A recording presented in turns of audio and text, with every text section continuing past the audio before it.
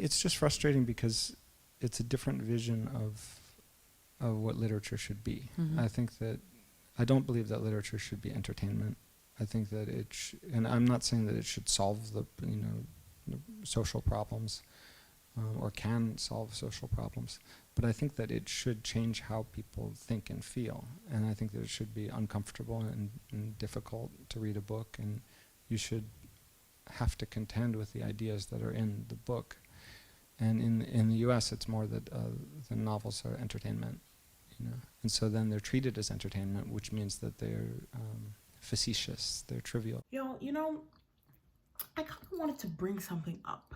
And I kind of want to hear if anybody has any opinions about a certain subject, a certain idea that I feel like I've been kind of mulling over the past couple weeks. Really the past year since I have started a booktube channel and been talking about books on the internet and just chilling, being me.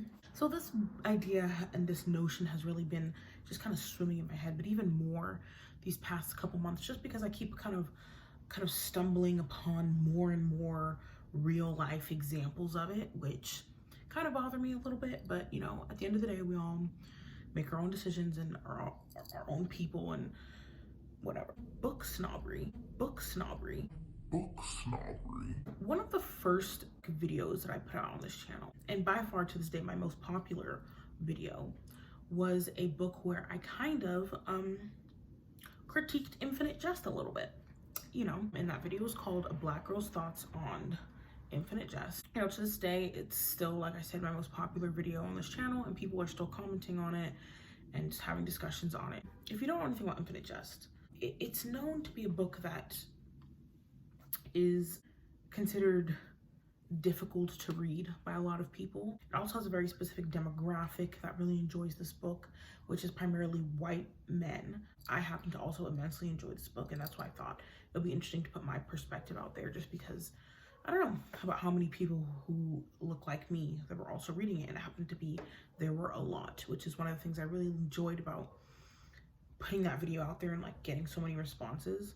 But like I said, it's kind of sometimes by some people, by some circles, by some critics, not everybody, has put on this pedestal of being an erudite book, which I understand it can be difficult to read in some, but I don't even really think of it as that highbrow. For the most part, the reactions that I got to that video were very kind. They were interesting. I met a lot of people who had really good perspectives and thoughts, and I met people who looked like me who also enjoyed the book. It was just a great experience overall.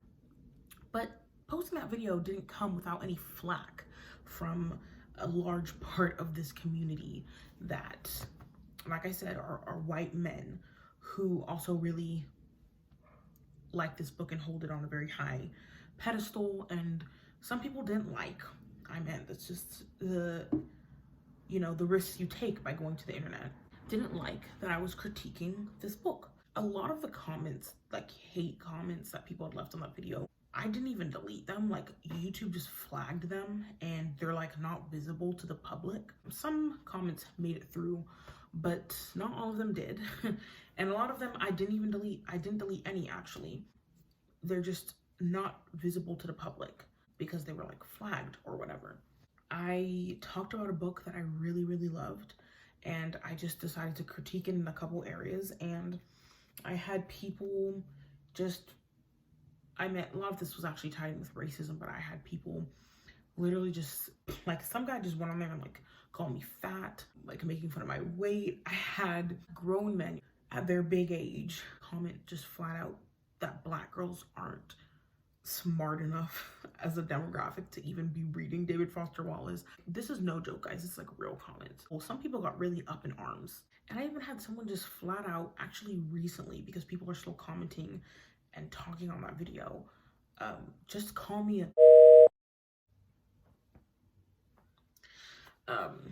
yeah. I think it kind of ties into this idea that somebody was saying something that was not favorable. Even though I mentioned a million times in the video that is actually one of my favorite books, but that was irrelevant to these people. We're saying something that was had a different opinion about a book that they had deemed was of high literary merit, whatever that means to anybody, okay? It's just a really interesting stance to take, and it's a really interesting problem you can see in some sections of not just booktube, but like the literary community. I am someone who reads a wide range of books. If you saw my top 10 books of 2021, I had Dostoevsky, and on that same list I had genre fiction, a thriller that was published in like the last 5 years, and I had science fiction, and and then I also had Thoreau, and also had some short stories, and like I just had, I feel like, a wide range of like time periods, authors, genres, like everything. So on the same list that I'm talking about how great I think Dostoevsky is and Henry David Thoreau, I was also talking about science fiction, that the whole book is like about aliens. You know what I'm saying? And I don't have any qualms about that. That's who I am as a reader. I find it so weird how some people take it upon themselves to decide what is great literature versus what isn't. And I'm saying this from a very, very open mind. I understand that there's books that some people don't like. I understand that there's genres that some people lean towards more than compared to another genre. That's who I am as a reader as well. That's how anybody would be anywhere. If you have any type of personality or likes or interests, that's completely acceptable. What I find weird is that some people really take it upon themselves to, I don't know, look down on people who don't enjoy the same type of books. Another thing that was kind of getting me thoughts rolling is I was watching a video, and I can't remember the name of the booktuber right now, but I'll leave his name in the description or something when I remember it. But he was talking about a kind of situation that he had where he was overhearing a conversation in a bookshop. He was, I think he was in Barnes & Noble, but he witnessed a father going up to the bookseller with his teenage daughter, and he basically tells the bookseller like he wants to come up with a reading program or a list of books that his teenage daughter should read or get into to kind of get her started on a literary journey. And he was like, just give me like 5 really good books that you think would be great for my daughter to read, because I want to start this kind of program with her and I want to get her kind of the ball rolling, if you will. And the bookseller's kind of nodding along. She's like, yeah, I got you, dude. Like, I totally got you. And he then says, the guy who's making the video then says that the bookseller then leads the man and his daughter straight to the young adult section of Barnes & Noble. And the YouTuber who's talking about this, he's cool and everything. And he wasn't going too hard on anything. These are just thoughts that he was sharing. That he didn't like that. And he described this as a missed opportunity to introduce good literature to this teenage girl. And then he even like dogged on like the colorfulness of the books. Like he was like, and then he leads him to like all the sections with all just the colorful covers, like the colorful covers of the YA books. Okay. Anyway, this guy wasn't dogging them too hard. He was just kind of expressing his disappointment in the immediate reaction of the bookseller to introducing a younger person to books. Now, I'm saying this from, like I said, a very completely open-minded situation. I personally, if I was like gonna introduce my teenager or a teenager to books that I really, really liked and think that they should read, my first instinct as the type of reader that I am wouldn't be to go to the YA section either. I might veer off into some other sections, but I definitely would include some YA, or I wouldn't write off YA as like, oh yeah, I wouldn't be introducing you to that type of book. And I think YA does get a little bit of dogging among certain circles in the book community. BookTube is kind of its own small section of YouTube, but of course it's split up into smaller sections, and the majority of it is YA. And I have my own thoughts and, slight beef with YA as a genre as well, but I'm not arrogant enough to completely write off thousands and thousands, thousands upon thousands of books simply based on the genre. I think that's just a stupid thing to do. It's a stupid mindset to have. And while YA is not my first choice, if you know the kind of books I read on this channel, it's definitely still on the menu. I actually just finished reading a YA, which I'll include in some wrap up. I just finished reading it and it was amazing. It was truly amazing.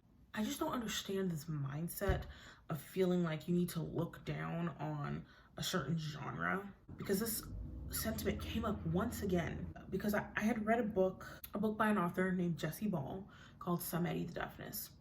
Now this book I ended up not really gelling with that very much, but I still decided I was interested in reading more books from the author just because I found him as a person interesting, and I was listening to some of his interviews. I thought he was really intelligent, and then hearing an excerpt from another book that he had almost brought me to tears, and I just thought, yeah, I think I'm gonna give this guy another try. One thing I did find interesting was that while I was listening to one of his interviews, he said something that I found a little bit weird. But basically what he was saying was that he doesn't think literature should be used for entertainment. I found this notion to be extremely bizarre to me, just like extremely bizarre. For me, literature is life-changing. It changes the world. It changes the trajectory of history. That's how I feel how powerful literature can be. And I hate this idea that for it to hold that kind of power, it needs to be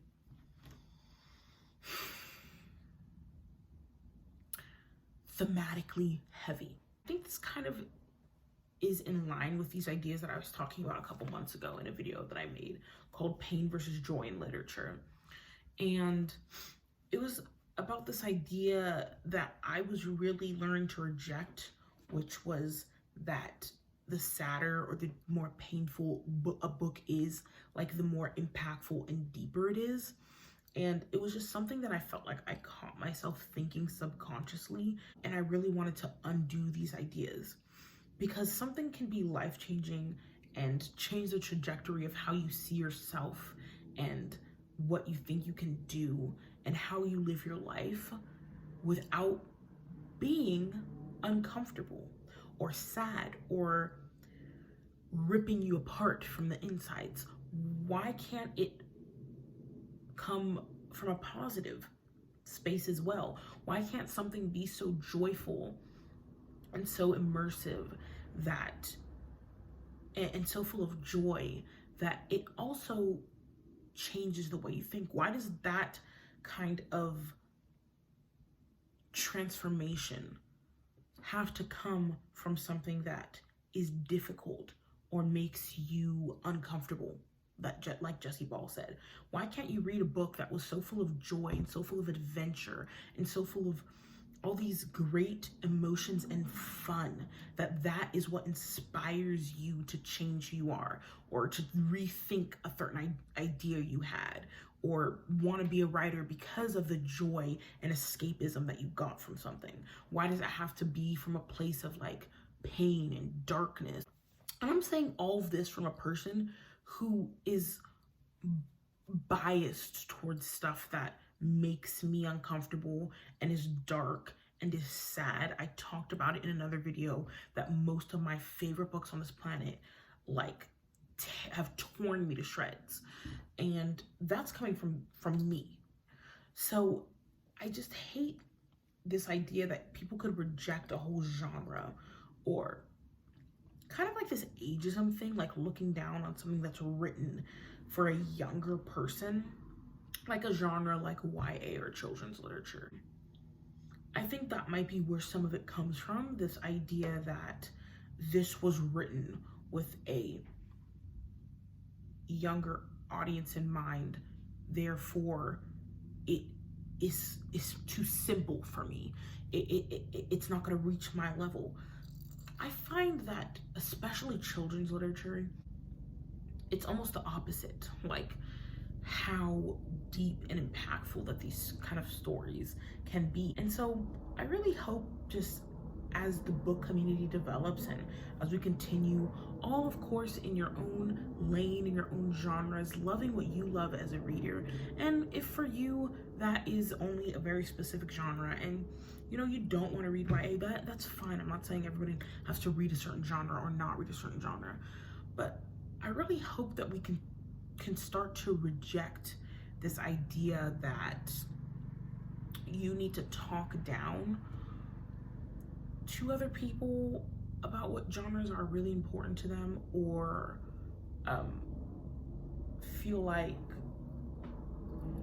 you have the ground to do that, or to even, like, in line of what, I'm not trying to hate on Jesse Ball or anything.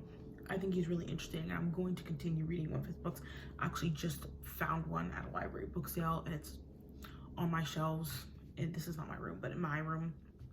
That this idea that for something to be life-changing, it has to be hard and uncomfortable and sad, and I don't know, that probably comes from a place of pain. And I don't know, I'm just developing as a person and I'm getting new ideas and I'm exploring new ideas. So, maybe I wouldn't be able to say these things a couple years ago, or that version of myself that I was a couple years ago. And that's okay. We can all grow and be better and be different. But I just really hope that, like, as I was saying, as we go forward in the book community, that we kind of move on from these ideas, because I think they're so dated. They feel so dated to me. And if you can't find, like, joy in branching out, like, I just feel like you're missing out, dude. Like, I want to read the greats of literature, like Moby Dick. I love Moby Dick. Guys, I'm obsessed with Moby Dick. I just think it's amazing. Last year, I actually read I don't think it was a Harlequin romance, but it was like a country romance book. And I kind of started reading it out as a joke, like, I'm just gonna mess around and see what this is about. And I ended up so genuinely enjoying it and liking it that I got, like, the next one in the series. And I want to read that, and I want to experience this ease and joy that I felt reading that book.